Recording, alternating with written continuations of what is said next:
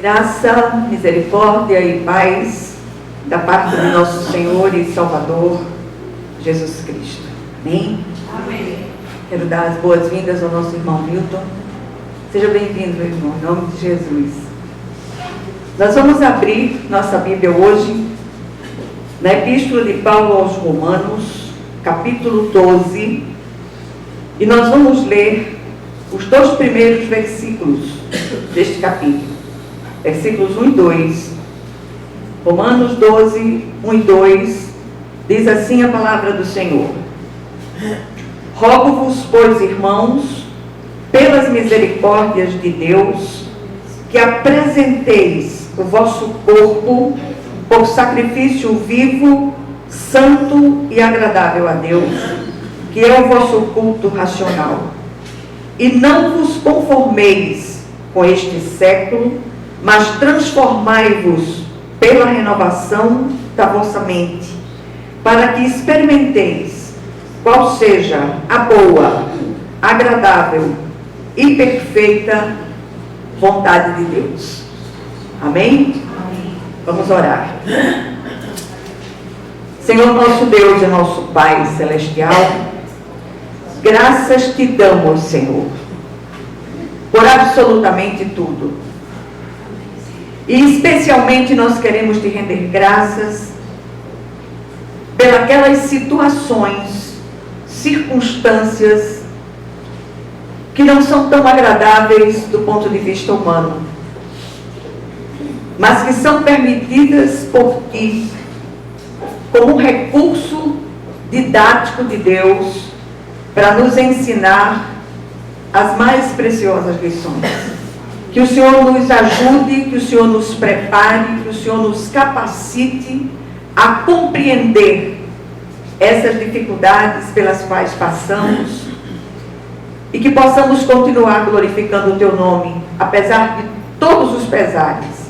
Que o Senhor possa falar conosco no dia de hoje, em nome de Jesus. Amém. Amém.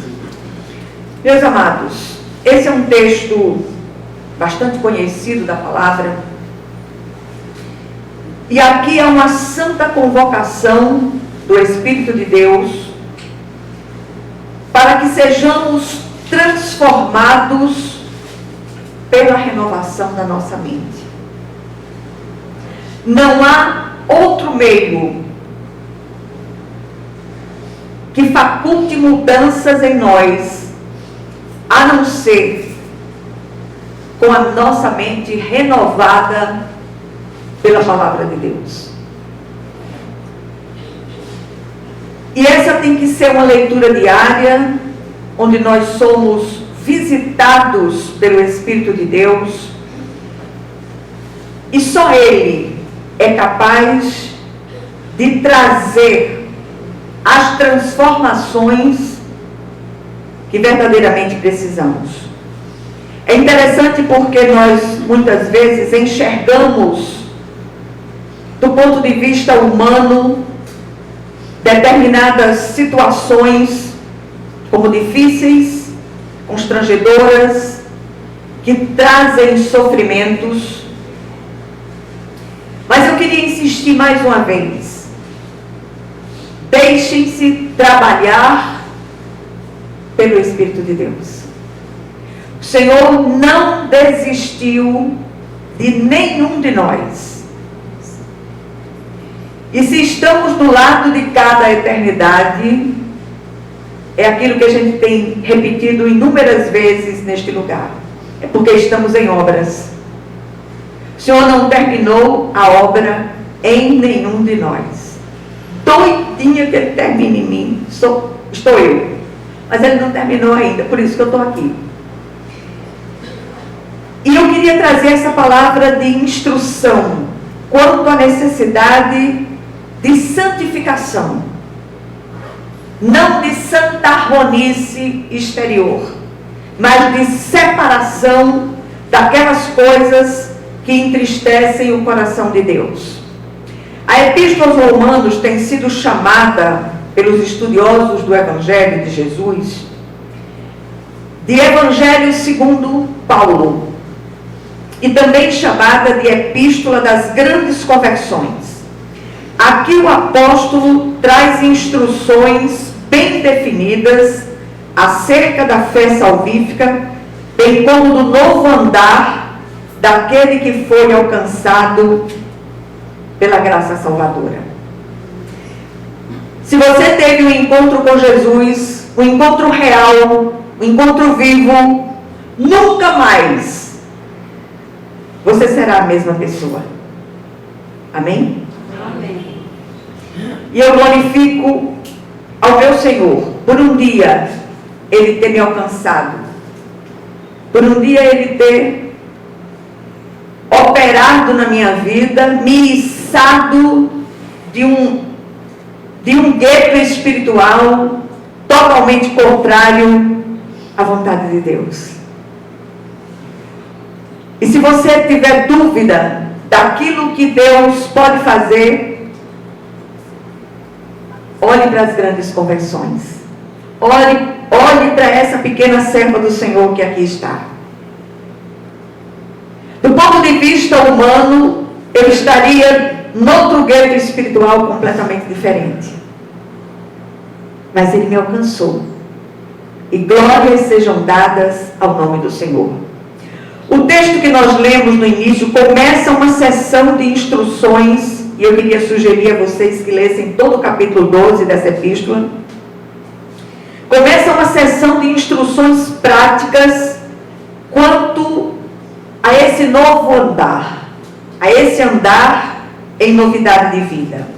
O apóstolo encabeça a lista dessas instruções com um dramático apelo triplo.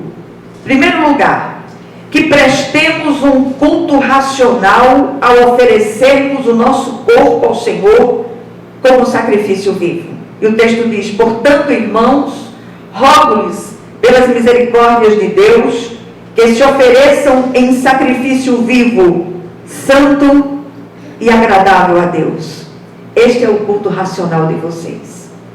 O maior dos cultos prestados por nós é quando termina a nossa reunião eclesiástica e lá fora você faz a diferença. E não é apenas no pregar a palavra, mas no viver em retidão diante de Deus e dos homens. Em segundo lugar, que não nos amoldemos ou nos conformemos com o padrão do mundo. E o texto diz: não se amoldem ao padrão do mundo. A gente ouve muitas pessoas dizerem assim: todo mundo faz porque eu não posso, porque você é de Deus. Você tem o selo do Eterno sobre a sua vida. E precisamos andar em novidade de vida. E eu quero repetir mais uma vez. Não é você esfregar versículo na cara do povo lá fora. É você ser um versículo vivo, aonde quer que você esteja. É fazer com que aqueles que convivem com você, a começar de dentro da sua casa, fazer com que esses olhem para você e digam: não, ali está um servo, uma serva do Senhor. Que sejamos transformados pela renovação da nossa mente. E só seremos transformados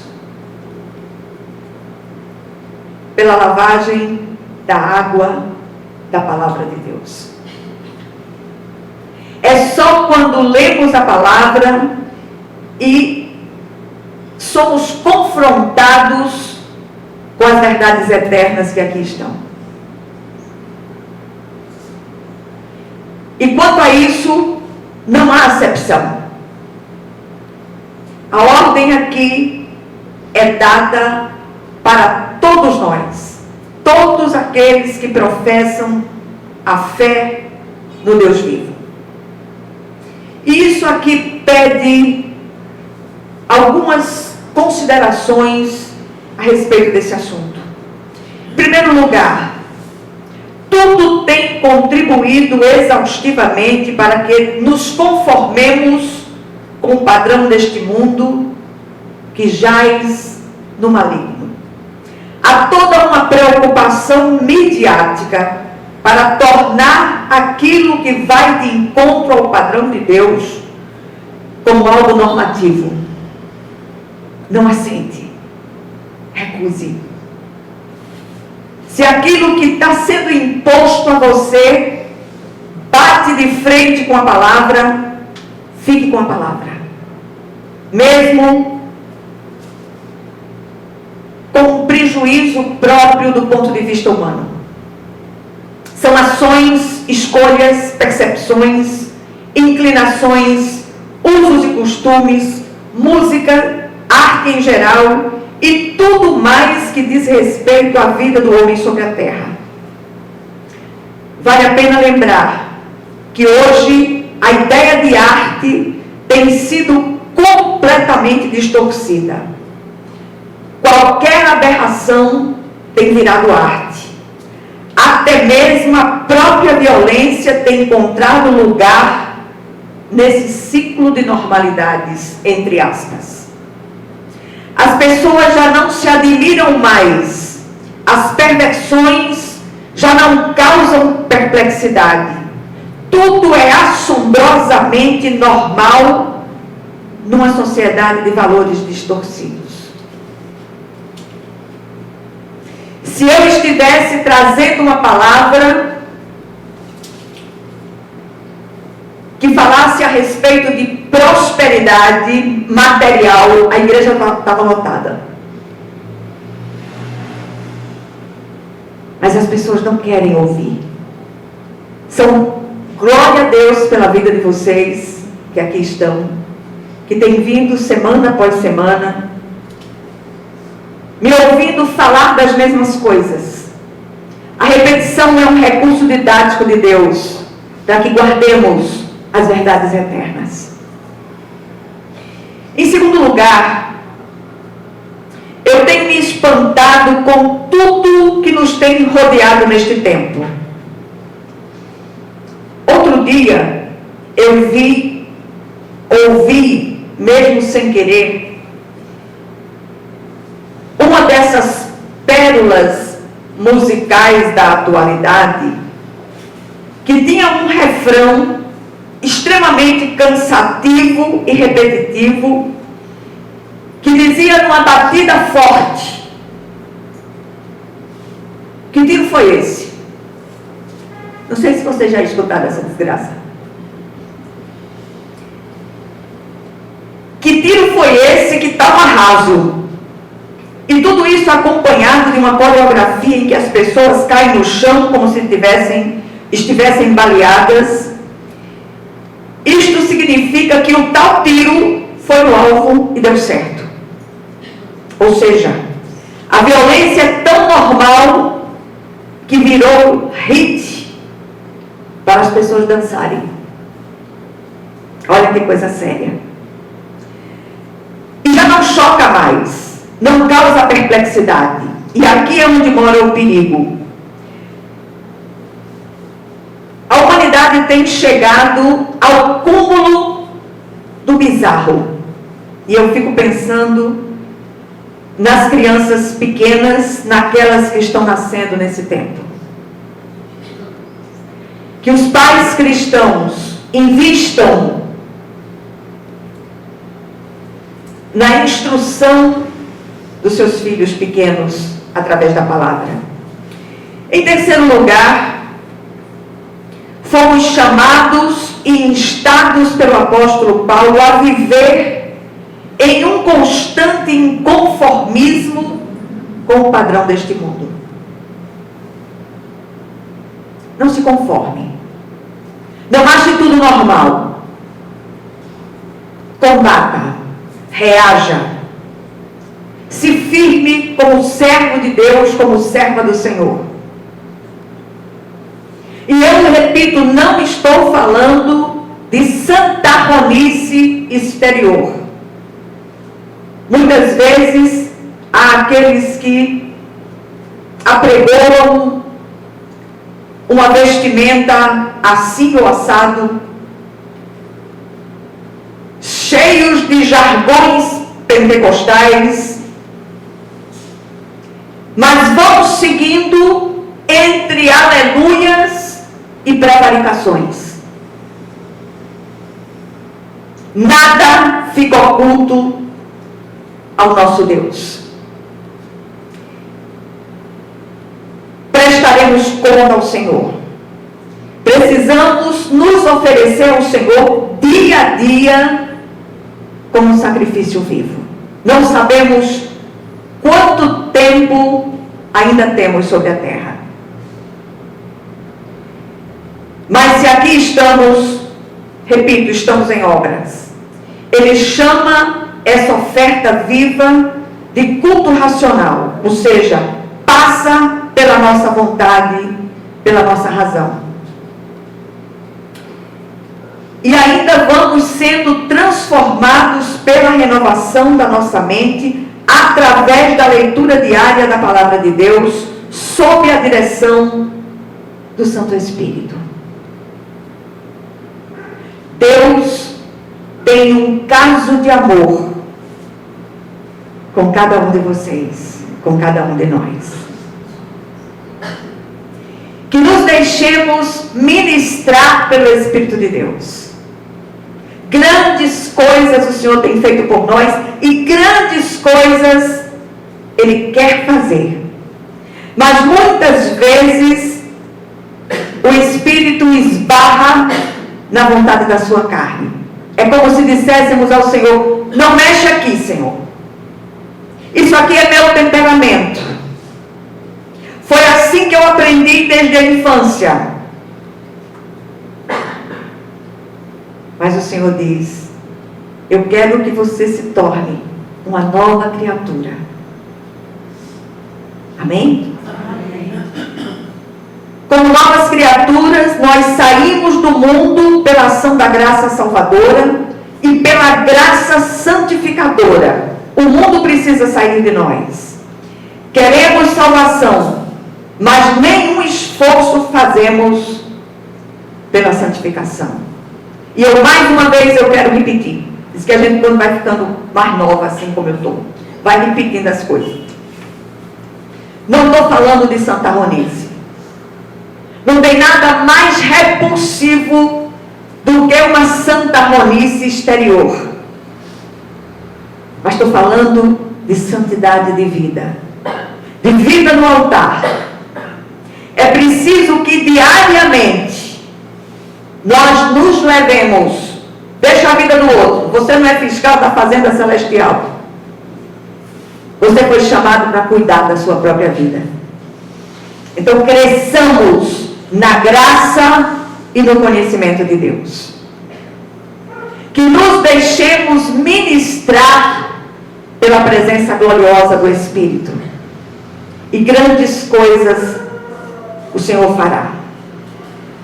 O que é que nós aprendemos aqui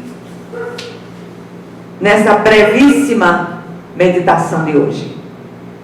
Em primeiro lugar, gostaria de voltar na história do povo de Deus. Josué, no passado, deu ao povo uma instrução da parte de Deus que diz o seguinte, Josué 3:5.